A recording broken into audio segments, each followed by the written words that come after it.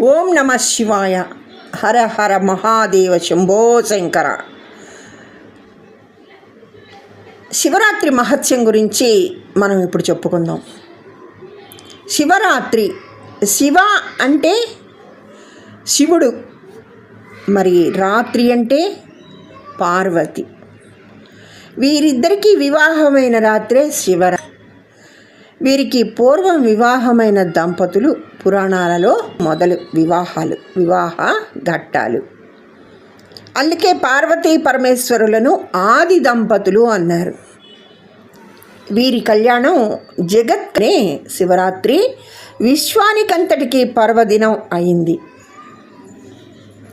అంతేకాదు, తమలో ఎవరు గొప్ప అనే విషయంలో బ్రహ్మ విష్ణువులకు మధ్య వాగ్వివాదం జరిగినప్పుడు పరమేశ్వరుడు తేజోలింగముగా ఉద్భవించి వారికి జ్ఞానోపదేశం చేసినది ఈ శివరాత్రి నాడే.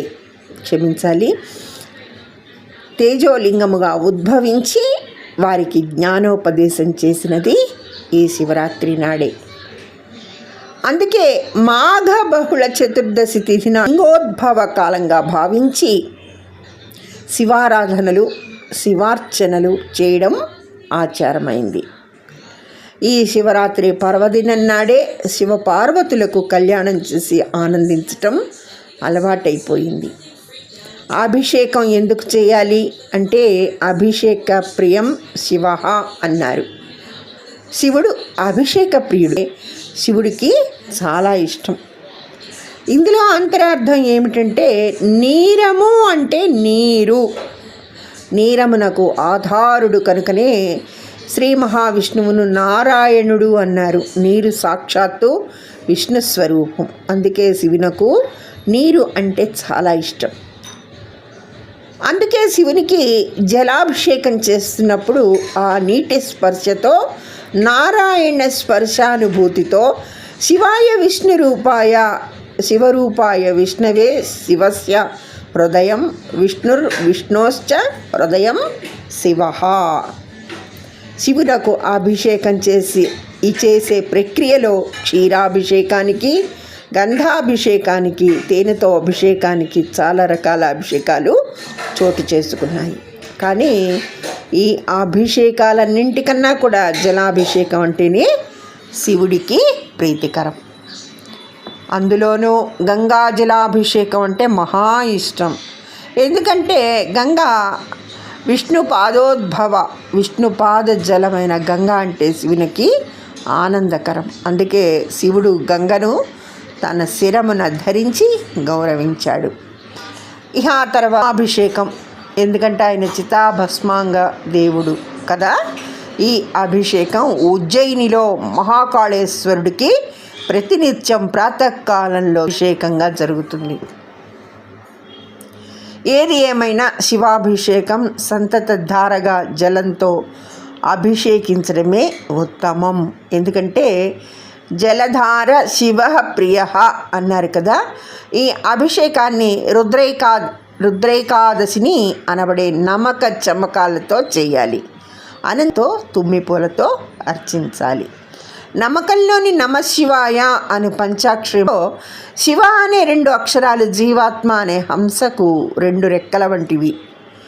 జీవుణ్ణి తరింప చేయడానికి శివాభిషేకం అత్యంత ఉత్తమమైన సులభ మార్గమని వాయుపురాణం చెప్తుంది. వేదేషు శతరుద్రీయం దేవతాను మహేశ్వర అనున్నది సూక్తి. దేవతలలో మహేశ్వరుడు ఎంత గొప్పవాడో వేదాలలో శతరుద్రియం అంత గొప్పది. నమక చమకాలు గల ఈ రుద్రంతో శివుడికి అభిషేకం చేస్తే సంతాన రాహిత్య దోషాలు, గ్రహ బాధలు తొలగిపోతాయని ఆపస్తంబు ఋషి చెప్పాడు. అందుకే శివుని ప్రతినిత్యం అభిషేకించాలి. అలా ప్రతినిత్యం అభిషేకం చేయడం కుదరని వారు కనీసం ఈ మహాశివరాత్రి నాడైనా భక్తిగా అభిషేకిస్తే అనంత పుణ్యం పొందుతారు. శివరాత్రౌ అహోరాత్రం నిరాహారో జితేంద్రియ ఆర్భయేద్వా యథాన్యాయం అర్చయేద్వా యథాన్యాయం యథాబలమ ఏకం యత్ఫలం మమ పూజాయాం వర్షమేకం నిరంతరం తత్ఫలం లభతే సద్య శివరాత్రౌ మదార్చనాత్ అన్నారు.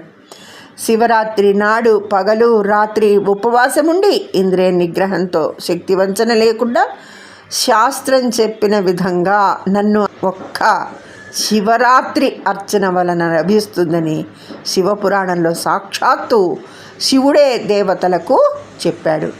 శివరాత్రికి ముందు రోజున అంటే మాఘ బహుళ త్రయోదశి నాడు ఏకభుక్తం చేసి ఆ రాత్రి శివాలయ ప్రాంగణంలో నిద్రించాలి. మర్నాడు మాఘ బహుళ చతుర్దశి కాలాన్నే లేచి స్నానాధికాలు ముగించుకొని శివాలయానికి వెళ్ళి ఆ రోజు మొత్తం శివుని అభిషేకించాలి.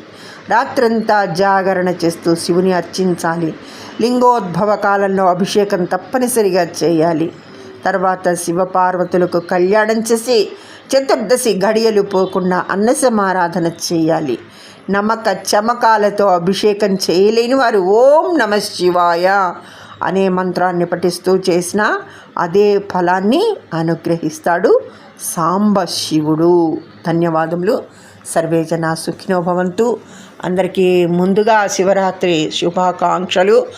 పరమశివుడు అందరినీ చల్లగా చూడాలని, ఆయన కృపా కటాక్షాలందరికీ నిండుగా దండిగా ఉండాలని కోరుకుంటూ ధన్యవాదములు. సర్వే జనా సుఖినో భవంతు.